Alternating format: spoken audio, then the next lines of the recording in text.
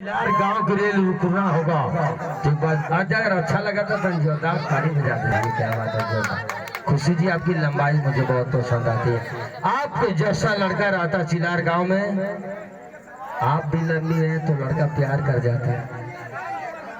हम चिलार गांव के लिए कहना चाहूंगा, चिलार गांव के लड़के ये कहते हैं कि हम प्यार करें भोजपुरी माटी में बहुत मजा पैबू मरद देहाती में। अगर तो के बम्बई में दाल का कमी हो जाए तो हम टट्टर सुरहर छुटवा दे चौपाटी में। एक खाली लव करके देखा हाई यूपी बिहार बनारस मथुरा काशी में तो के गुड़ भेले के कबो कमी ना होगी। हम पारक में उगवा देव जापान गुवाहाटी में एकदम खुश हो जाएबू।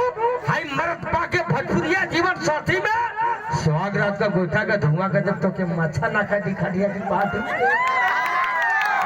काजल, तुम मेरे भौजी के साथ में एक बार घास करने गई थी, वो दिन मुझे याद है। मेरे बड़का दादा ने तुम्हारा गड्ढा पकड़ा था ना, हाँ तो इस्तेमाल करेंगे फिर विश्वास। एक बार हल्का सा हल्ला करके जोरदार चल बजाएंगे हमारे राजा भाई के लिए जिनके बच्चे की मतलब बर्थडे है। स्वागत नमस्कार प्रणाम पप्पू भैया।